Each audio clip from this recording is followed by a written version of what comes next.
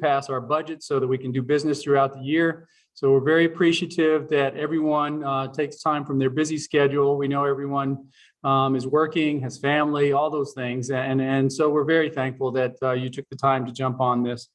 Hope everyone had the time to review the MDS policies that are on the House of Delegates webpage, on our recording policy, our MDS antitrust statement, and our MDS disclosure policy. So if there's anyone who wishes to disclose any type of possible conflict, please post it in the chat now. Seeing none, we will move to the roll call from our secretary, Dr. Satish Palayam. Yes. Oh boy. Mr. Speaker, I'm losing internet here, so I apologize if it's getting delayed.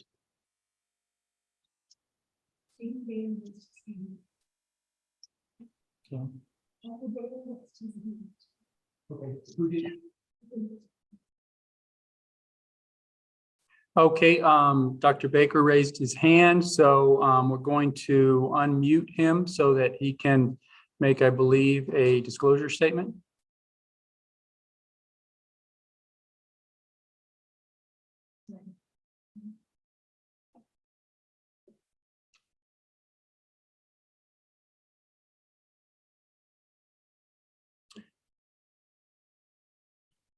Were we able to unmute him, Colleen?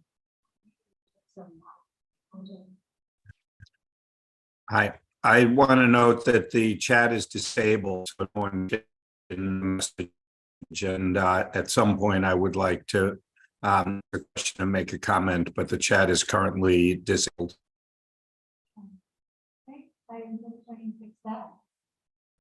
Okay, does this pertain to any of the three?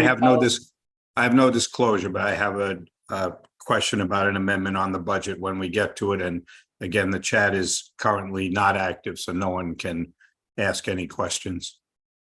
Okay, we'll work on that, Dr. Bader, and I'll let you know when it's the appropriate time to weigh in on that.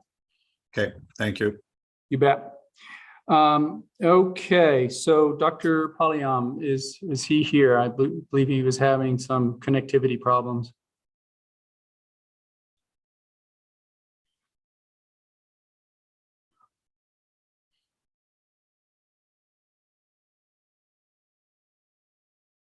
Okay, we can see from the chat and the participants on there that we do have a quorum. So I will declare that we do have a quorum.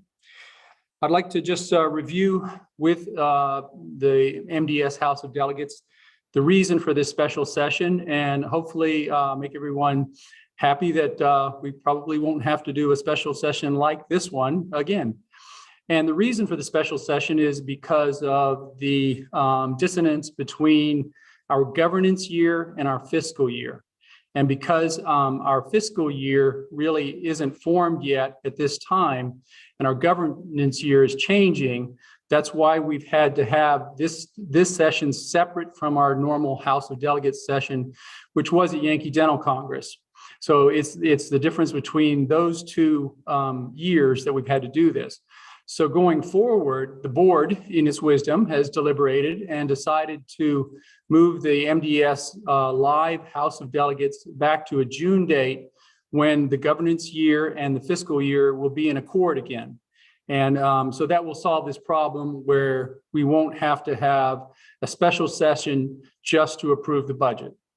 And on that note, I would like to remind everyone, according to the MDS Constitution and bylaws, the only subject that we can bring forward and discuss tonight is the MDS budget. It is called for one reason only.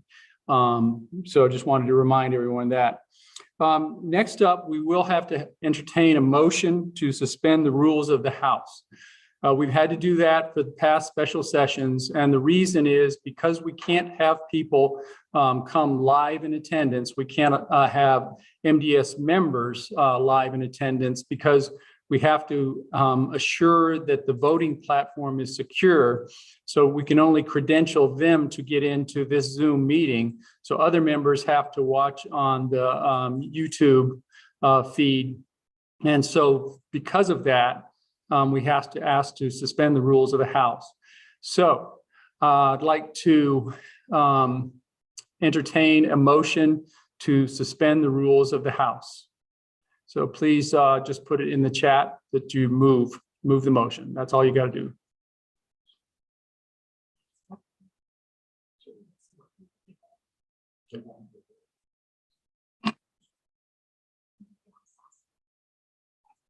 Okay, we have the motion moved and seconded. This motion is not debatable. So all in favor, we're going to use the Simply Voting platform. And before we do that, we're going to have a tutorial on how to use the Simply Voting platform. So I'm going to call on our MDS expert in this field, Colleen Chase, and she's going to walk us through how to use the Simply Voting platform. So Colleen. Good evening, everyone. Thank you. I am going to walk you through Simply Voting. I'm also going to take a quick moment with Dr. Martin's permission and walk you through how we're going to be doing any debate to happen on the floor this evening. So I will start that. The vote is not open yet, so I will start with the debate. And there is no debate on this motion, as Dr. Martin already said. Let's see. Screen share is loading. Okay, here we go. So when the time comes, when the motion is moved, if there is debate to be had, Dr. Martin will say that the debate can begin. Anyone that would like to debate, now that the chat is enabled, should select the chat button. If the pop-up window is not already up on your screen, it will pop up to the right of Dr. Martin's profile. You should put your name and district if you're a voting delegate, or your name and your position if you are a non-voting member of the House, such as a past president. You then should put whether you're speaking for a motion or against a motion, or if it's a point of information. When your turn comes up in the queue, by putting your name in the chat, you're then entered into the queue. When your turn comes up in the queue, Dr. Martin will call your name. We will then ask you please to raise your hand. At the bottom of your screen towards the left, you should see a button that says raise your hand. When Dr. Martin calls on you, we ask you please to raise your hand. I will then unmute you. So you will see this pop up on your screen asking you to unmute. You unmute, you say your piece, you ask your question, if there's any follow-up question, and then once your turn is done, we ask you please to remute yourself and then lower your hand. And then as for the voting, so once I go through this tutorial, Dr. Martin will indicate that it's time to vote and the voting will then open. Everyone should have received an email. It says it's from the Massachusetts Dental Society. The from email address is vote@simplyvoting.com. Everyone has a direct link. My suggestion is you follow your own direct link that came to in your email. You click on the link.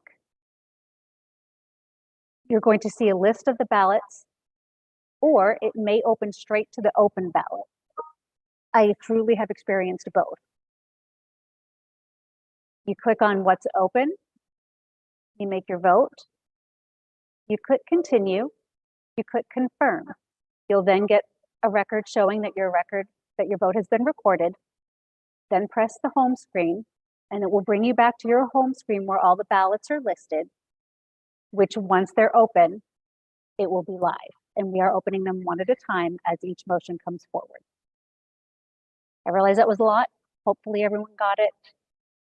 And my colleague Jessie, thank you, just reminding me that some people may experience, I guess, what's called a pop-up blocker. So you want to enable pop-ups. If you click and the link isn't working, you want to enable your pop-up. Right? Thank you very much. Thanks, Colleen. Great job. Okay, so our motion on the floor has been moved and seconded to suspend the rules of the House to allow us to hold this meeting tonight. So all in favor of that, please pull up the Simply Voting platform and a vote yay if you're voting to suspend the rules of the House to allow us to hold this meeting, and no if you don't want to suspend the rules of the House. So please vote. And if anyone has any technical glitches, we'll try to do our best with the staff that's here to try to help you out. So you may proceed.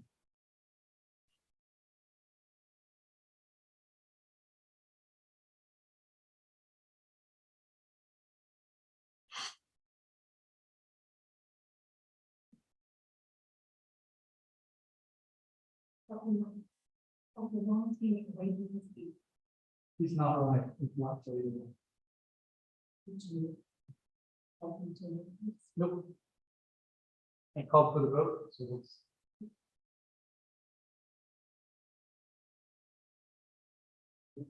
We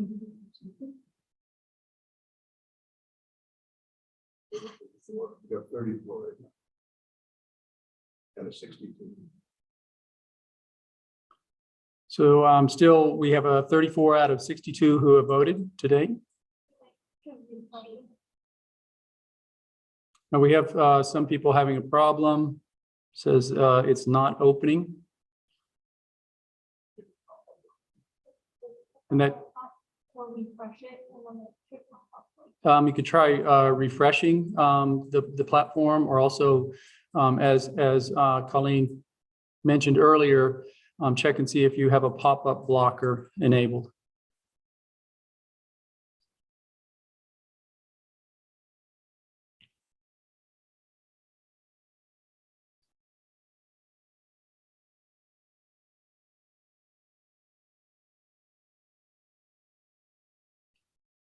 And our staff are reading the comments in the chat and trying to help everyone as quickly as possible.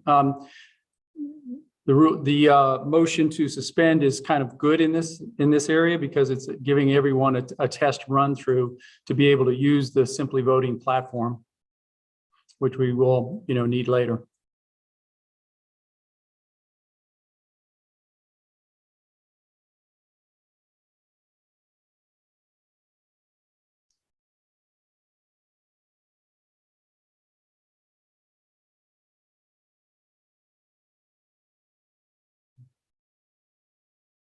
When will the Simply Voting come up with? Will the Simply Voting platform come up with? Oh, get on the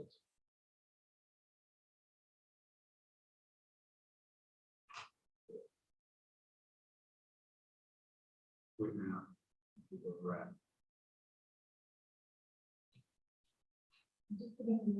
Okay, we have 44 of 62 registered delegates who have voted. So please, those that haven't voted, continue to try to work on it. Dr. Claremont, hers is not working.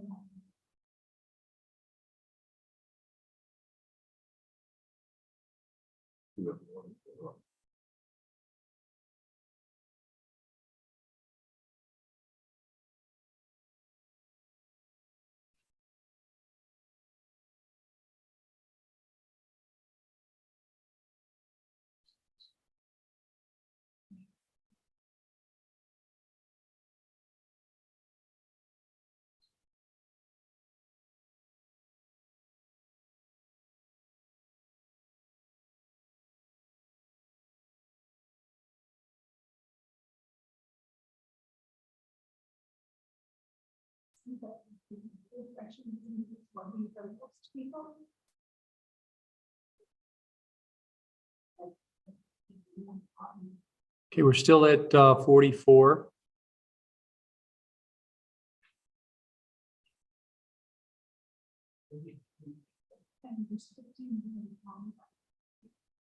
We're at 56 right and 46 right now. So it's 51 on the webinar. Okay, there are 51 currently on the webinar, and we've gotten 46 voting. So we have a preponderance of those who are on, and we have Dr. Claremont has worked it, she's got it going. Dr. Fallon still needs a little bit of help. Okay, so we're going to close the vote, and I will let you know the results.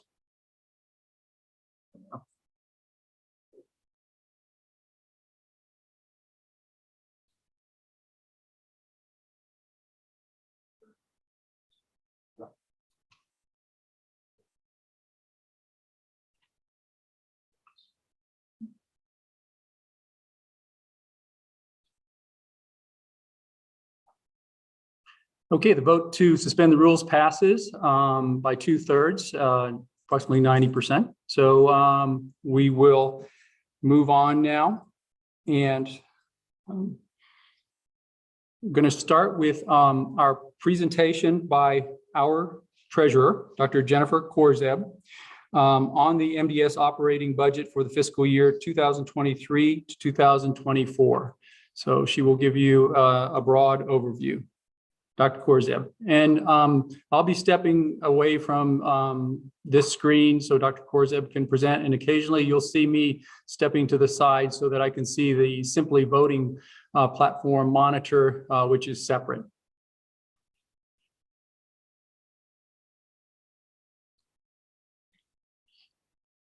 Good evening, members of the House of Delegates and members.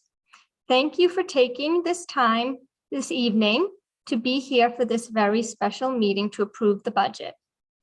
I just have a few words before we begin to go over the budget itself. Creating the budget is a very intensive process. It starts with Susan, Kevin, and the MDS team, where each department will focus on their objectives, past trends, and they address each individual line item. The budgets then go to the Budget and Fiscal Planning Committee and the Board of Trustees, who play a critical role in the process. And only then does the budget make it here for consideration today. I would like to take this opportunity to thank the Budget and Fiscal Planning Committee and the Board of Trustees for all their time and effort in working with me to oversee the finances of the Society. I would also like to thank Susan, Kevin, and the accounting team for their guidance. I continue to appreciate the opportunity of serving as treasurer. As noted in the 2023-24 budget narrative, the budget was drafted using a more strategic forward-thinking approach. The proposed budget for the 2023-24 fiscal year reflects an operating deficit of $314,086 and a net income deficit of $94,466. The fiscal year 2022-23 budget reflected an operating deficit of $154,244 and a net income deficit of $162,582 after any non-recurring items.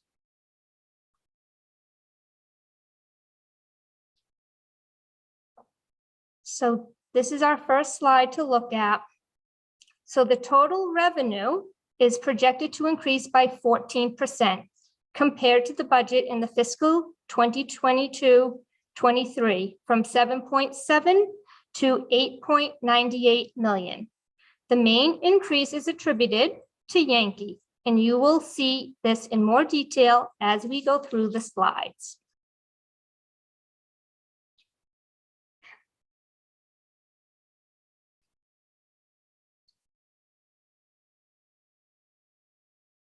Total operating expenses are projected to increase by 15% compared to the 2022-23 budget. On the expense side, it is worth noting that in general and administrative expenses include the depreciation expense of $200,000. This is a non-cash expense and is the write-off of the capital assets purchased in the past. Therefore, from a cash perspective, the assets have already been paid for and therefore resulting in a cash positive budget of $105,534. Next slide, Susan. Oh. In the budget for the 2023-24, there are no proposed non-recurring expenditures compared to $190,000 for the fiscal year 2022-23. These expenditures included the MLR ballot initiative, the dental assisting campaign, and out of the ordinary legal fees. In the fiscal year 2023-24 budget, the dental assisting campaign and anticipated legal fees have been included in the operating expenses.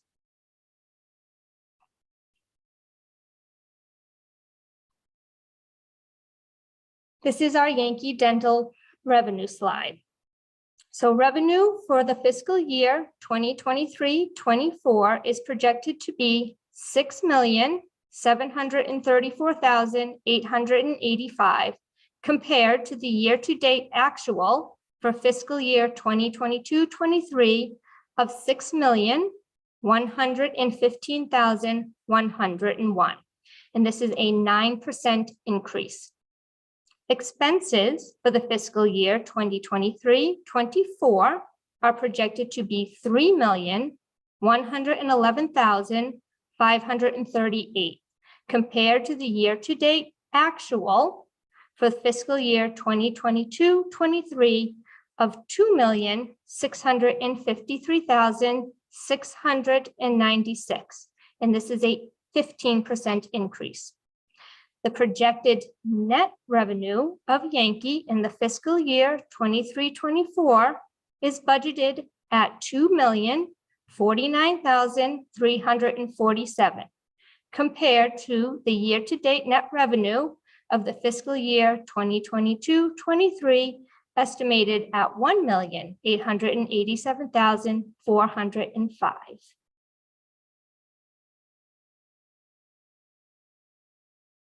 I think there we go.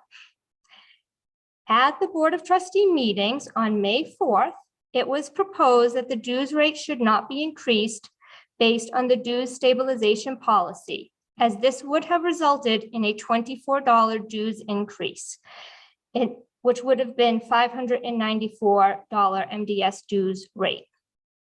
The board voted instead to increase the dues by $12, resulting in a $582 MDS dues rate. In June 2015, that dues stabilization policy was approved by the House of Delegates. It was established to provide for a level of dues increase each year that would allow for operating expenses to keep pace with the cost of living increases and to eliminate the significant swings in dues increases that the organization has experienced over the past 25 years.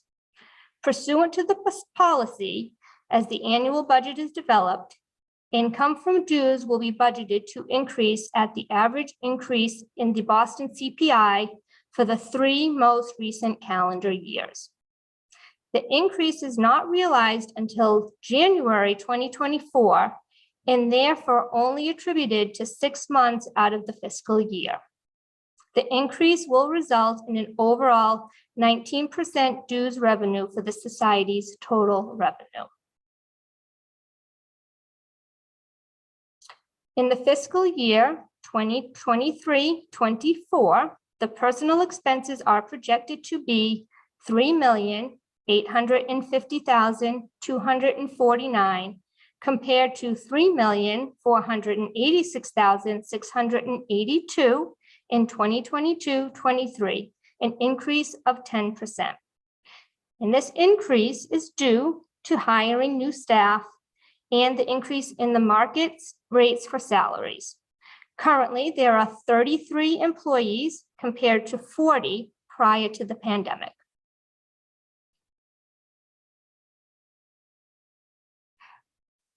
Governance expenses have increased by 32% from $203,000 in 2022-23 to 257 in 2023-24. The board in May voted to decrease the board stipend from $93,000 to $52,000. The board stipends were passed by the House of Delegates in the fiscal year 2022, but were never realized.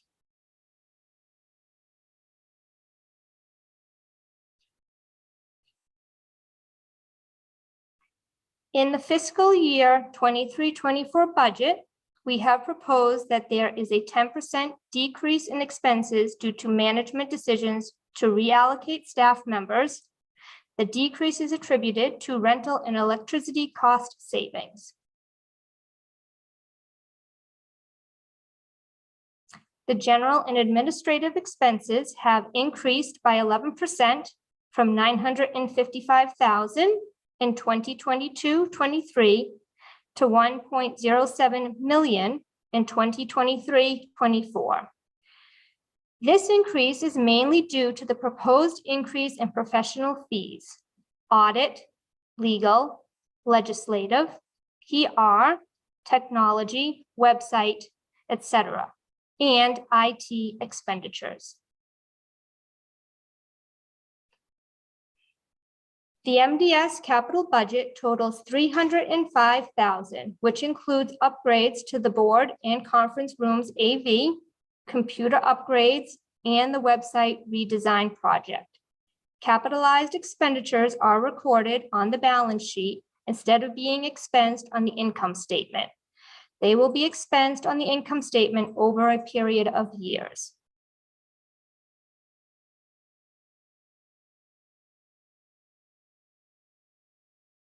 As of June 1st, all suites at 200 Willow Street will be occupied.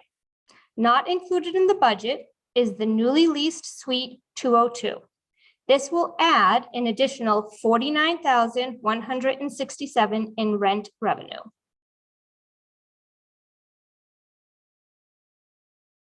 Reflected in Furman's capital asset budget on page 13 are the capital assets additions, parking lot paving, and renovations for suite 202. The parking lot paving was broken up into 3 phases. Phase 1 was completed in fiscal year 2022. Nothing major was done in fiscal year 23, but we expect to need to do phase 2 in fiscal year 24. The balance sheet as of January 2023 illustrates that the society still maintains a strong financial position with current assets at $7.09 million compared to $5.70 million in fiscal year 2022. Total assets are at $14 million compared to $12 million in fiscal year 2022. Based on the financial position of the organization, it is moving in the right direction. That concludes my presentation, and I can now take any questions that people might have.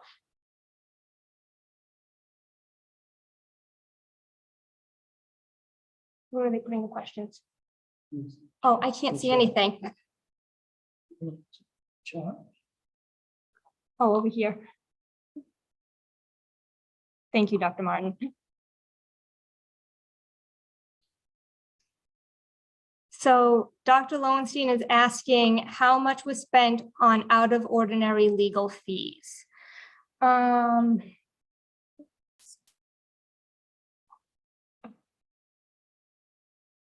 Susan, do we know exactly how much was spent out of ordinary legal? Isn't it in here? Okay, expenses, legal matters. So that amount was $45,242.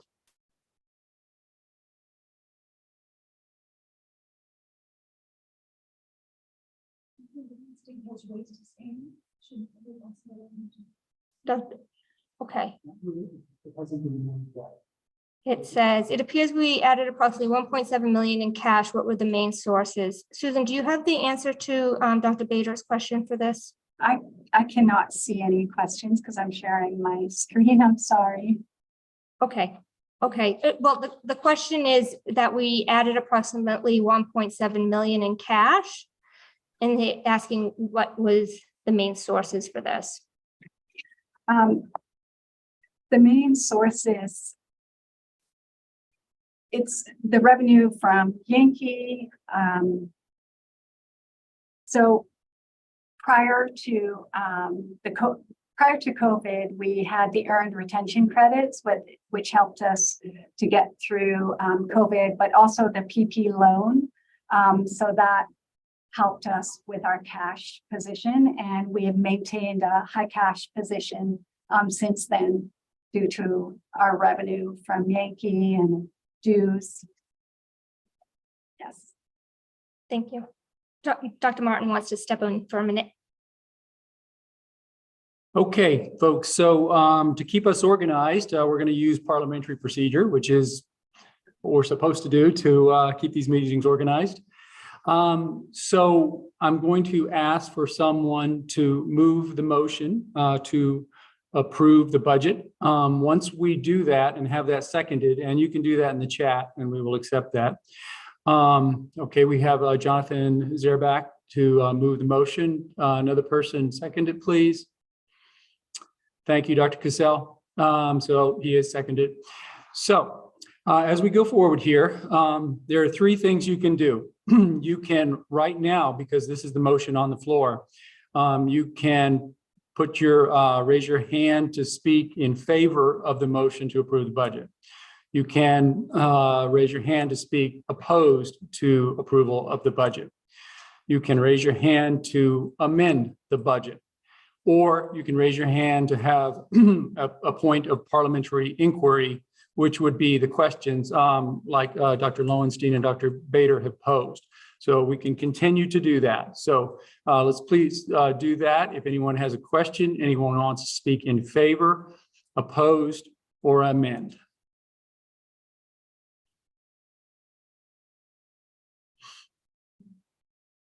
Well, Dr. Bader, Dr. Lowenstein have their hand up. They haven't put their name in the chat, so he won't know.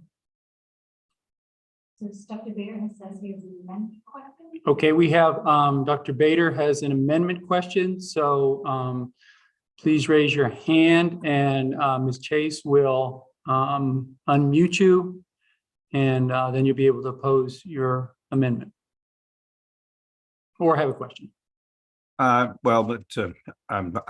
I don't know exactly how to word this, so we'll pose it appropriately afterwards. Thank you for the opportunity to speak. Hello to all our leaders on the screen. My question goes towards the possibility of what I would call a line item amendment. It's thrilling to see that Yankee has returned as the major force and source of revenue. And if my math is correct, on $6.1 million in revenue and $2.6 million in expenses, we were able to achieve approximately $3.5 million in net revenue or profit from Yankee this year again. My amendment would be to ask for a line item in the Yankee budget, whether it goes backwards, forwards, I don't know how that works. But as the global COVID pandemic status was still in effect during YDC 2023, I would like to ask for an amendment that would allow any participant who was COVID infected during the meeting to be eligible for a refund of fees and course charges. Okay, thank you, Dr. Bader. So the only way an amendment like that would be in order would be going forward. It would not be able to be, in looking backwards. Well, the question would be whether it would be a budget for next year going back to the pandemic, which is now officially over, for 2023 fees. I personally requested a refund of $4,000 in course fees, and on the very nice email denying my refund based on the refund date policy on the top of the letterhead. On the bottom of the letterhead was the 5-paragraph policy on being disallowed from attending if you were COVID infected on the same letter. Okay, so Dr. Bader, you're proposing to ask for reimbursement for COVID positive people for 2023. Correct. Is that correct? Thank you. Is there a second on the amendment?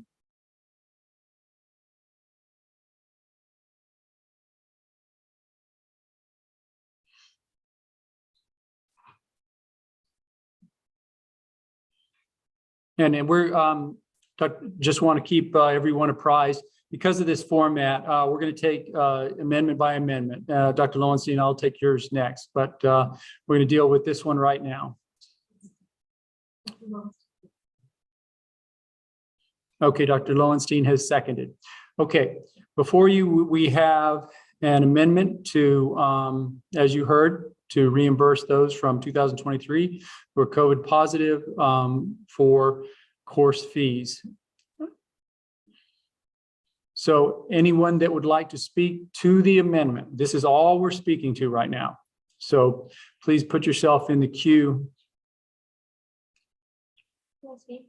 Yep, and we're going to have our treasurer weigh in on this because she can give us some background information there.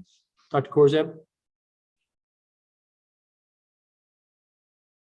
Thank you so much, Dr. Bader, for your amendment to the budget. You know, this is going to be kind of a difficult thing and a difficult expense for the organization to predict. We cannot really refund individuals that sign up for courses that require material. Obviously, some expensive courses require hands-on material that were purchased no matter what. So I understand what you're saying and I understand your frustrations, but like I said, it's very difficult for us to predict and put something like this into the budget going forward.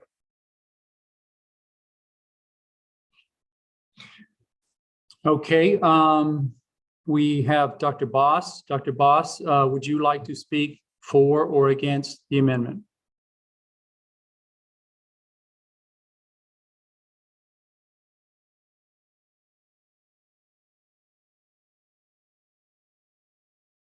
And Dr. Boss, could you raise your hand and then Ms. Chase will unmute you if you would like to speak.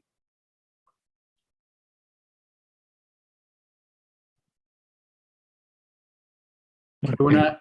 Oh, there we are. There you go. There you go, John. Yeah, it was a point of information. I didn't think that it was appropriate to put it into the budget. I thought it would be a separate item. I'm not sure which category in the finances of the society it belongs, but it's in Yankees budget. But I just wonder if it was appropriate to go. It's a hassle for sending the budget forward. That's all. So I'd be speaking against. I'd be speaking against, I guess, at this point. Thank you. And I have allowed this amendment to be in order, so your comments should be addressed to for or against. Dr. Lowenstein, did you want to speak? Yes. Go ahead. Yes. Yes. Go ahead. Am I there? Yes, you're there. I can Am hear I you. on? Am I on? Okay, you can hear me? Okay, good.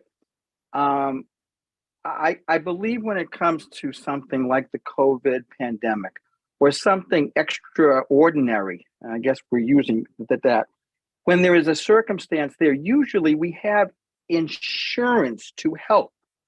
So I don't see a problem having this amendment in the actual budget because who knows what's going to happen next month, next year. So I speak in favor of the amendment. Thank you, Dr. Lowenstein. Dr. Silvius?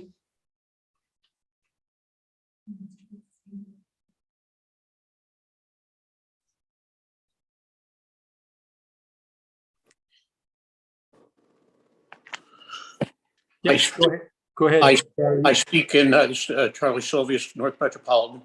I speak in opposition to the amendment. We've always had a policy at Yankee that anybody who had a request to have a refund, they can submit it, and the process goes on as it always has. I think it's just an unusual occurrence that it was COVID that someone was sick with, as opposed to a flu or anything of that nature. So I speak in opposition to it. I think it be too convoluted a process, too difficult to document, and determining the percentage that you would return would be very cumbersome. Thank you, Dr. Sylvius. Dr. Abujad, would you like to speak?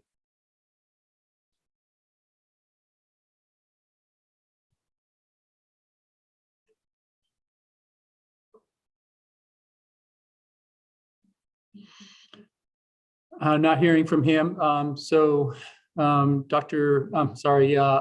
CEO, Executive Director, Mr. Montero, would you like to speak a little point of information on the insurance piece?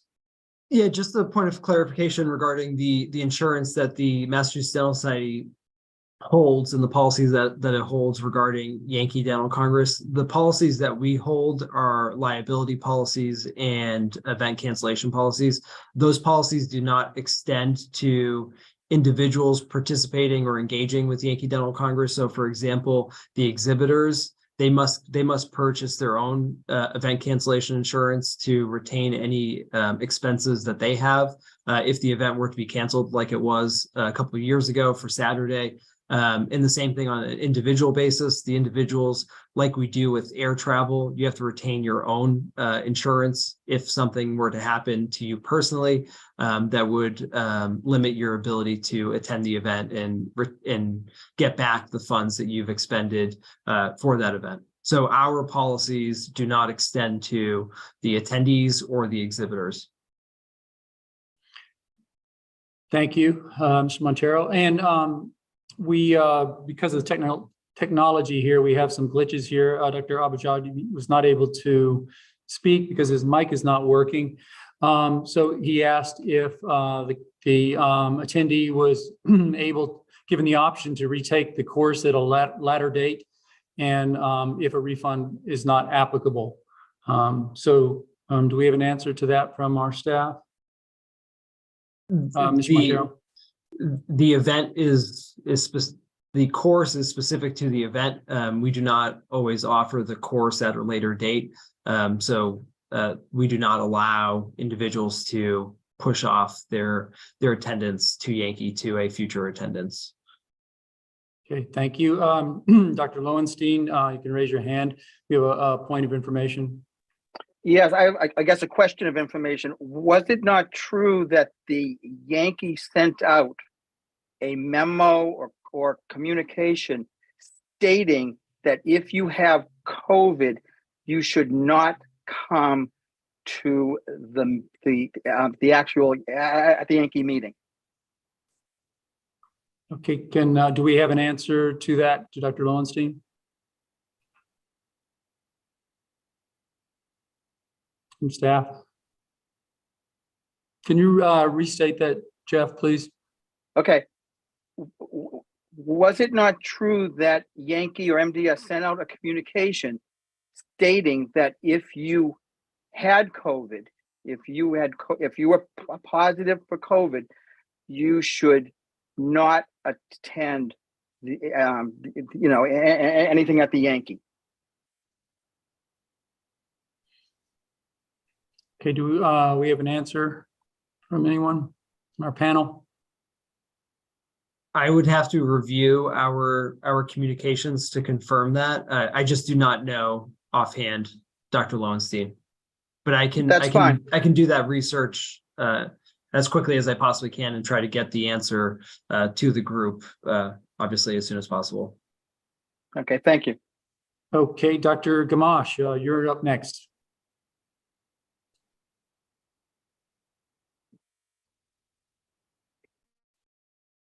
Thank you.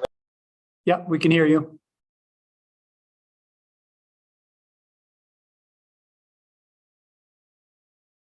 Or we could hear you. Is he unmuted, Ms. Chase? Oh, I thought he was. He was. Let me try again. Sorry. Okay, can you try again, Paul, please?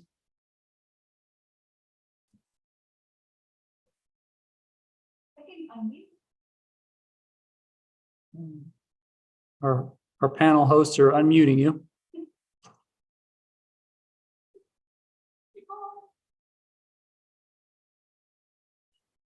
Let me try again. Okay, Dr. Gamache, you there? Okay, I guess Dr. Helitzer would like to speak.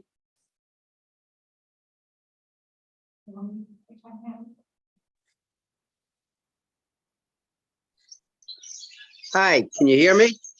We can hear you. Go ahead. Okay, this is Dr. Helitzer, Berkshire, and my question would be more, I suppose I'd be speaking against the amendment, but it would be more for, could we offer a credit of some future courses that the individuals can apply for, so they can either be used for one of the offerings by the MDS's, continuing education panels they give during the year, or at the future Yankee. So Ed, we're kind of now we're getting into areas where we would have to send this back to some committee for study, because we're looking at changing things for the future. The amendment on the floor is for a very specific Right, that's why I action. spoke against the amendment and thinking about we should send it to something to committee in the future. Okay, thank you. Okay, I think Dr. Gamache should be able to speak right now. Go ahead. Thank you, Dr. Martin. Can you hear me? Yes, I can hear you. I'd like to speak against the amendment. I believe refunds to the Yankee, for whatever reason, really belongs in Yankee policy. It does not belong as a line item in the MDS budget. Okay, thank you. Mr. Montero believes he has an answer for Dr. Lowenstein. So go ahead, Mr. Montero. Yeah, I was able to pull up from the 2023 Yankee, so this past Yankee, I was able to pull up the emails that were sent out to attendees in the weeks immediately prior to the event taking place. And in those emails, we did include a health and safety during Yankee section within those. And nowhere in that did it state that individuals that test positive for COVID should not attend Yankee, but we did urge everyone to follow all state and local regulations and to follow the guidance of the CDC as well. And I'm just going to venture a guess that the CDC may have had language that would urge people to probably not gather with others if they're infected with COVID. If I may, Dr. Martin, if I could add to the sort of the refund policy. We do have a stated refund policy that's on the yankeedental.com website that anyone can view. This is still the policy from this past Yankee. The dates have not been updated for the upcoming Yankee since that hasn't been launched yet. So if that's helpful to anyone as they review this amendment, that is visible on yankeedental.com/FAQS. Thank you. Okay, any further commentary on the amendment on the floor? If there is none, we will be moving to a vote on the simply voting platform for the amendment to the budget, which states that members who had COVID can apply for a refund for 2023 course fees, and I'm assuming registration as well. Okay, so we're gonna put that to a vote. So if you vote yes, you are voting for the amendment that would ask to have those members identified and refunded. If you're voting no, then you're voting against that, and we will then go back to the main motion on the floor, which is the budget. So please go to your simply voting platform, and once again, yes to do the refund, and a no to go forward without the refund. So please open your Simply Voting platform and vote.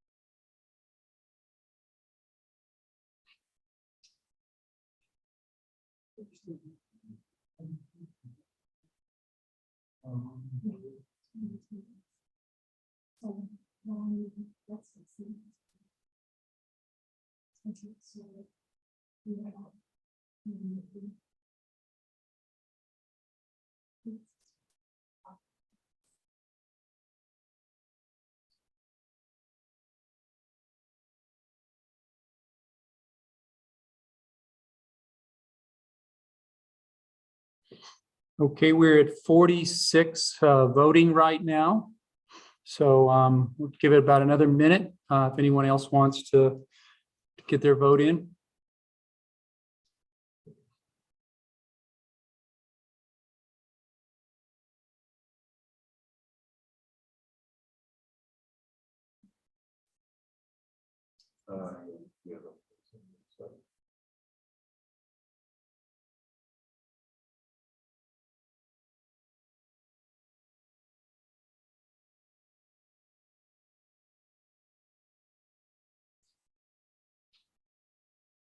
Okay, we'll be ending the vote and tallying the results. So let me take a look at those.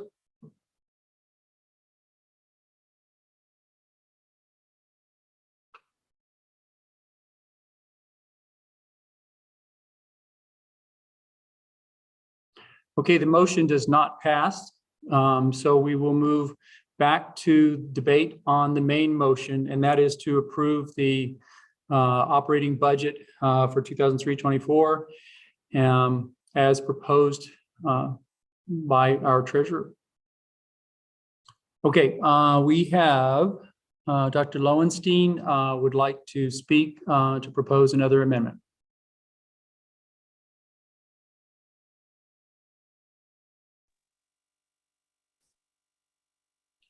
So I would like, there you go. So you're on, Jeff. Yeah. I know, I'd like to make an amendment to the proposed budget for the amount of the dues increase from $12 to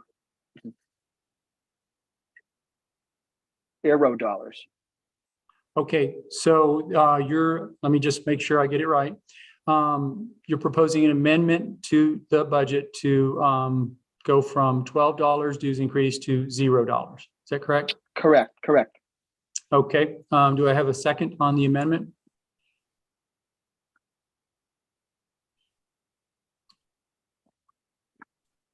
And while we're waiting for that second, oh, there's Dr. Bader.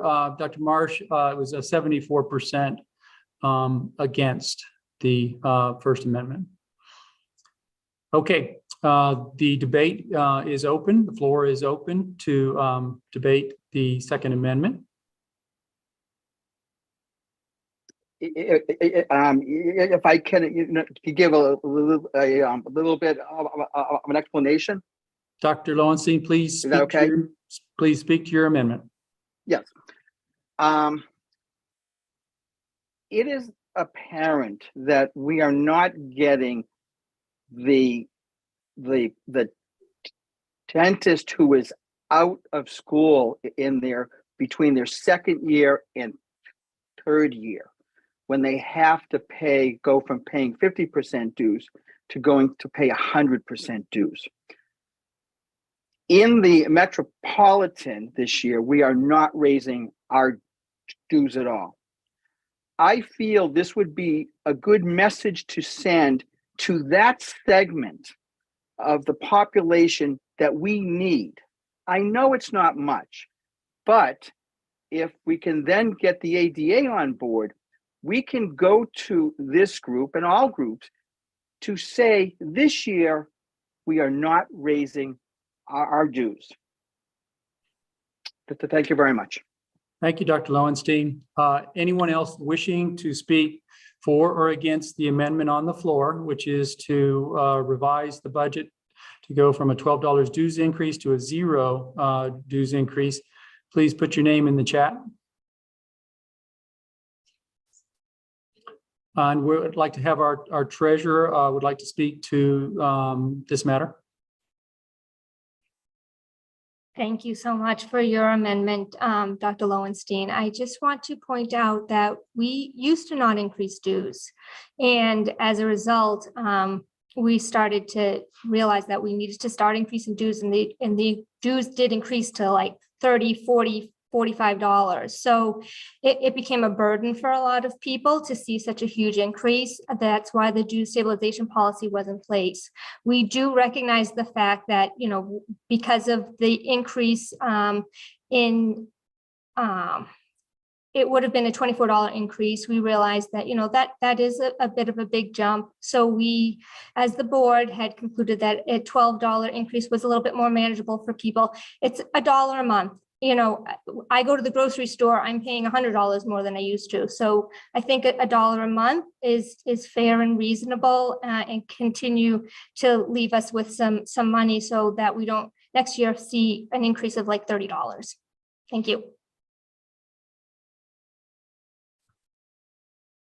Okay, I see Paul Gamache with his name in the chat. So please raise your hand, Paul, and Ms. Chase will unmute you. Thank you, Dr. Martin. Can you hear me? Yes. Thank you. Again, I'd like to vote against this amendment.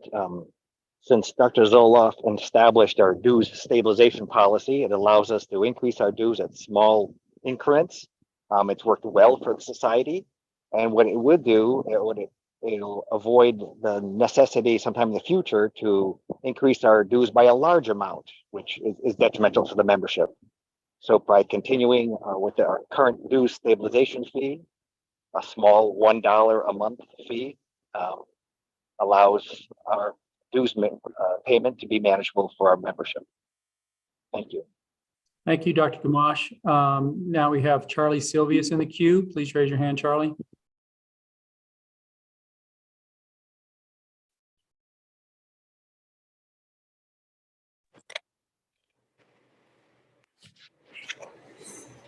Thank you, Mr. Speaker. Charles Silvius, North Metropolitan. I speak against the amendment. I feel like I'm in the Wayback Machine, where every year at the ADA session and every year when we budget and fiscal planning and the board or MDS would discuss dues, I think it's a very reasonable amount to increase it especially compared to the state of inflation already.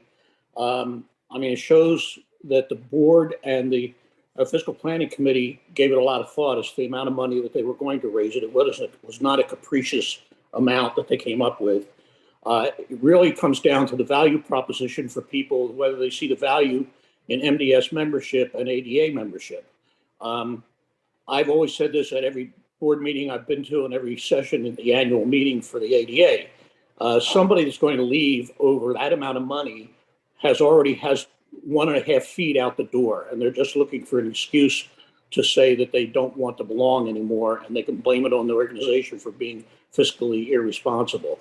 But I think that MDS has always been fiscally responsible, and I think this is an amount that's reasonable in the face of today's rate of inflation. Nothing costs us less than it did a year ago, or at least anything I buy, nothing cost me less than it did a year ago. And I think it's unrealistic for any pet member, regardless of their age, to think that something that is of value isn't going to increase in cost. Thank you. Thank you, Dr. Silvius. Dr. Lowenstein, you would like to speak in response to the treasurer. Please raise your hand.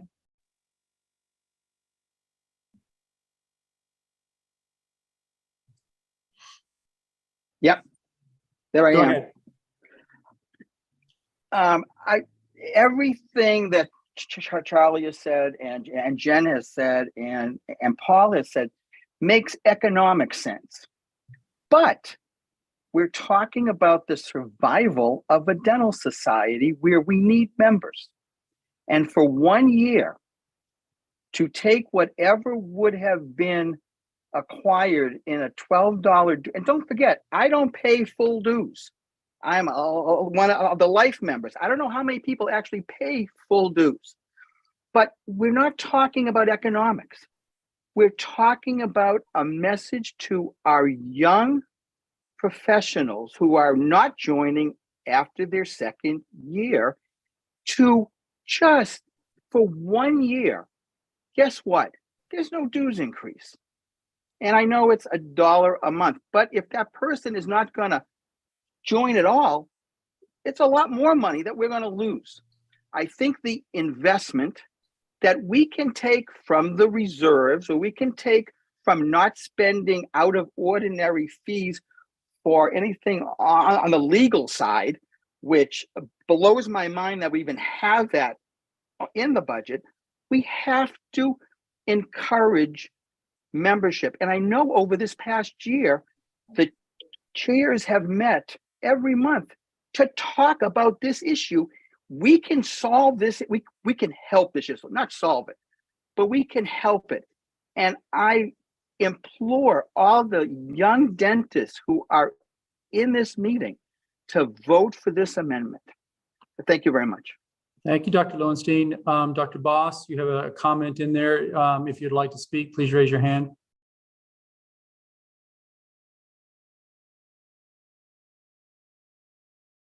Okay. I speak in opposition to the amendment.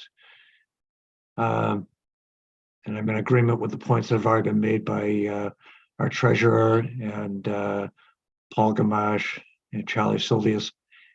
And unfortunately, it's not a matter of money for those young people to become members after the second or third year. It's incumbent upon the life members of the society to reach out and know who they are and to bring them to a meeting and make them feel like they're part of our organization. It's not a thing that we can put a money value on. And I think it's important to maintain the anticipation of a correct cash flow for the society. So I speak against the amendment. Thank you, Dr. Boss. Now, Dr. Hellitzer, would you like to raise your hand and speak?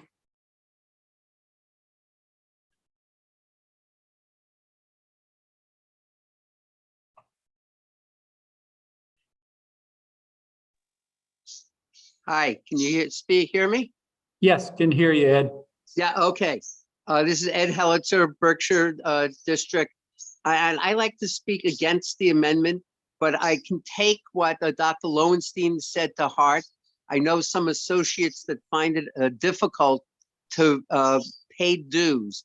I would like to see that a suggestion be made to a committee for future reference to move it from 3 years to either 5 or 7 years of reduced dues for individuals. Okay, thank you. And now our treasurer would like a chance to respond. I just want to point out to everyone that in 2021, we also did not raise the dues. So with this, if this was to pass, this would be 2 years in 4 years that we did not have a dues increase. Thank you for the point of information. Dr. Mayer, would you like to raise your hand and speak?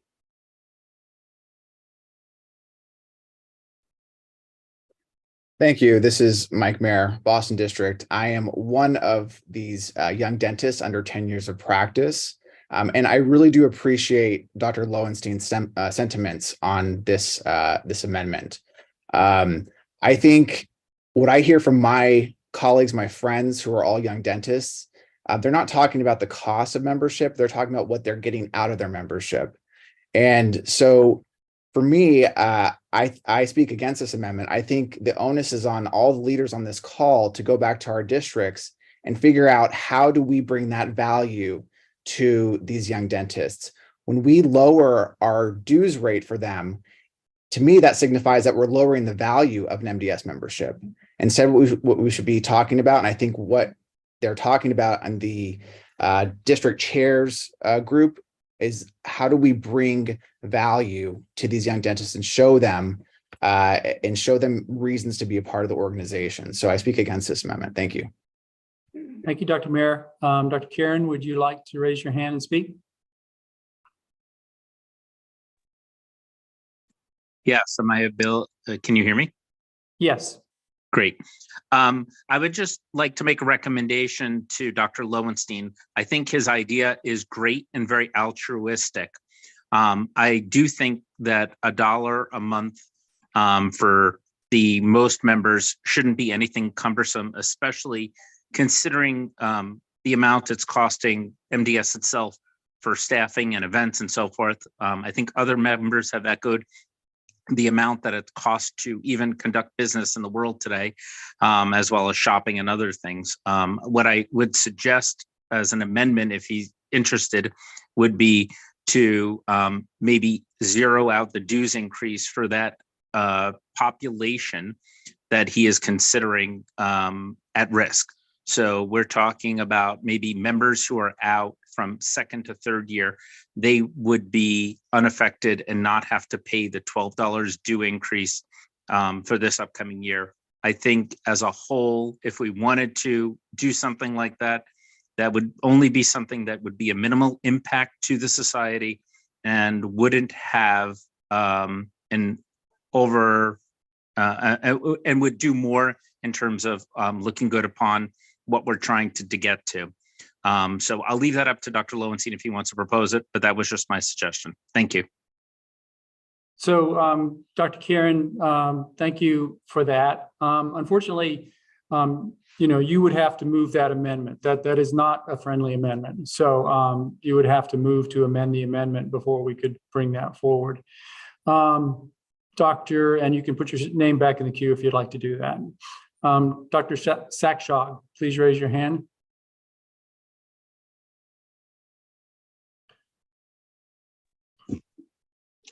Hi, Tom Sakshaw, Berkshire. You hear me all right? Yes, Tom, go ahead. Thank you. I liked what Dr. Helitzer had to say. I think without having any data on this, like how many people quit because, well, how many of these people at a certain age or certain number of years in leave us? What kind of numbers do we have? Unless we have that, this could just be throwing money away.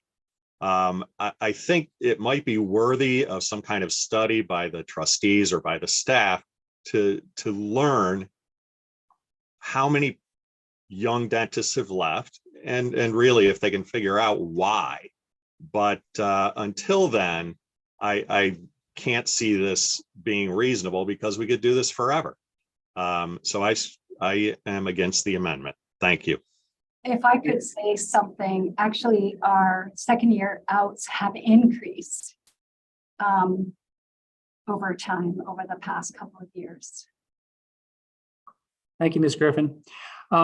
We have in the chat, Dr. Ciano has moved to end discussion and vote immediately, which that takes precedence, as we know. So we will move to that vote in the Simply Voting platform. So then there is no discussion on that motion. So please, in the Simply Voting platform, vote if you would like to end discussion, vote yes. If you would like to continue to discuss, vote no.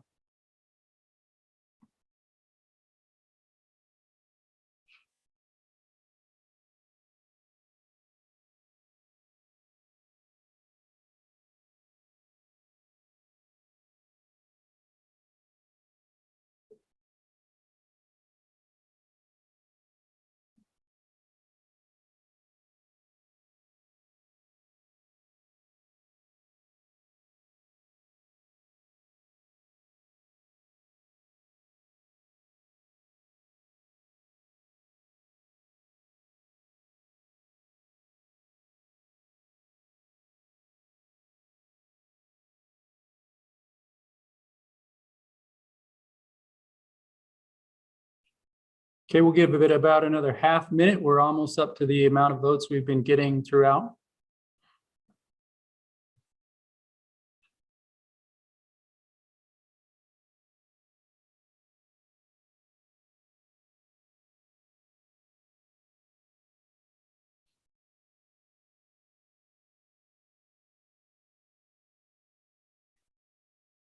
Okay, I'm going to move to close the vote, and I'll announce the tally.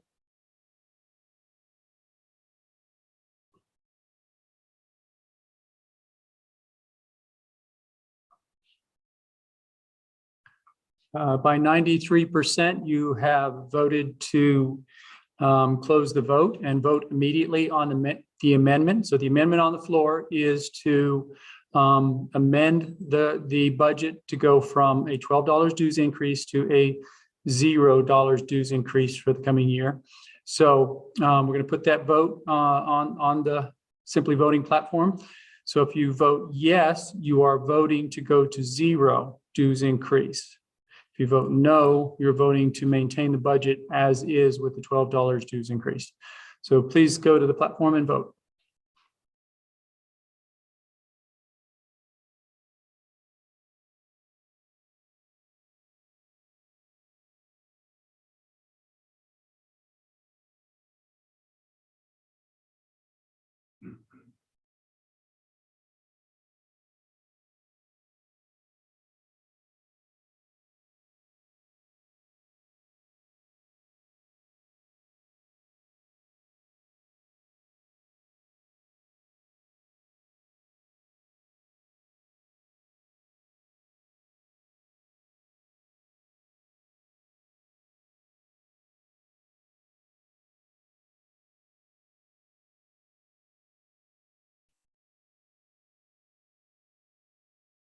Okay, we're almost at our number of voters, so just about another half minute, please.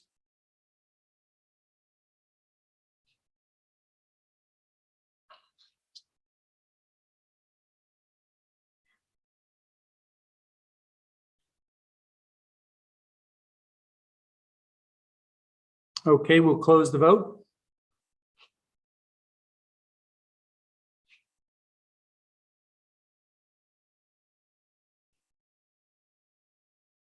By a vote of 77%, you have not approved the amendment. So the budget stands with the $12 dues increase.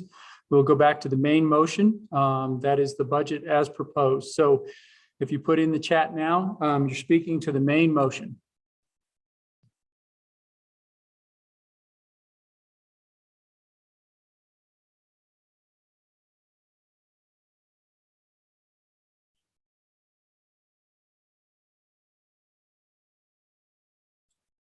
Okay, Dr. Lowenstein, are you making a motion to vote immediately?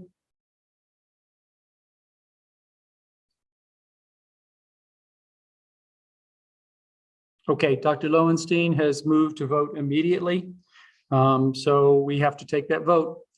So we're going to put it up on the Simply Voting platform, and I did see a stall in commentary, so that's in order. So we're going to set that up where you're voting whether you would like to vote immediately on the main motion. So yes is to vote immediately. No is to continue discussion.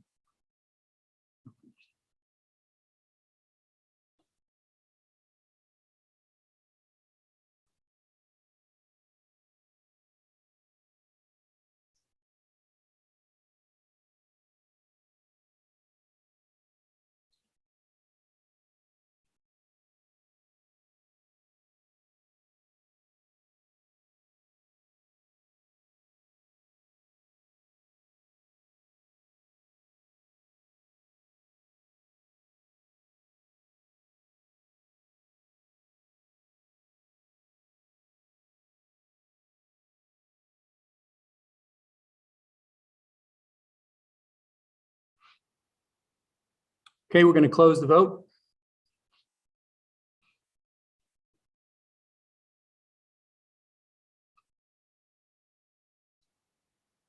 By 98%, you have determined that you would like to vote immediately on the main motion. So now we'll go to the main motion, which is the budget as proposed before you. Please vote yes if you would like to approve the budget, no if you would like to not approve the budget.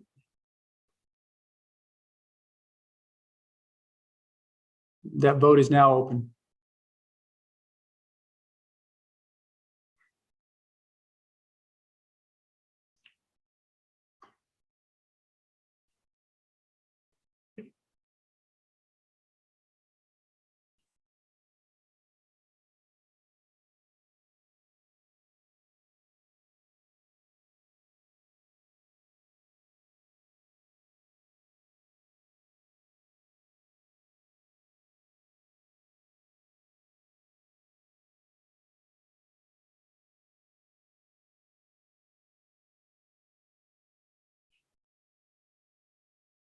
Okay, we're going to close the vote and I will announce the results.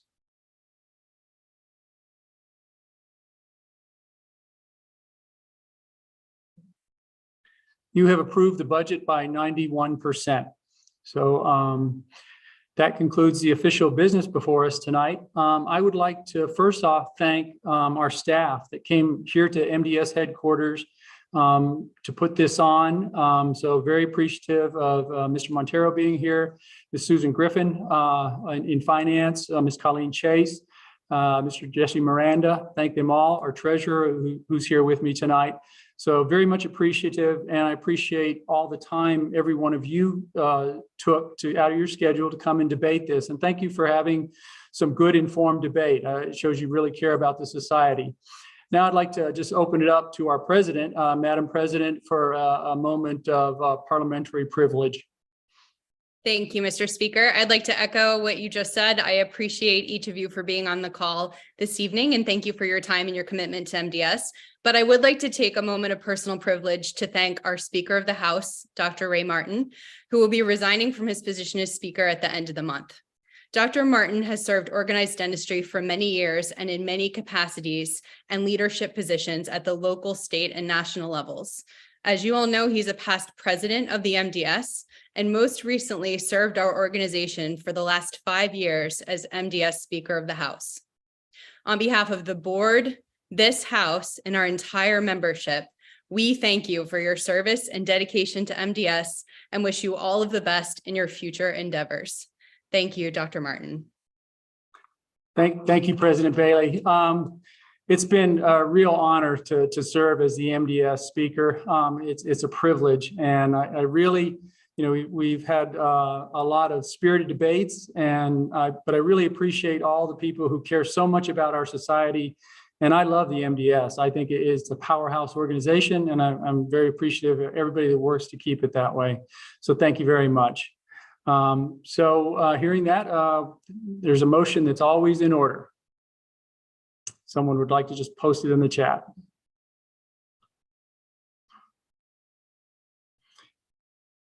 Motion to adjourn, and we have a second. So this session of the MDS House of Delegates is adjourned. Sine die.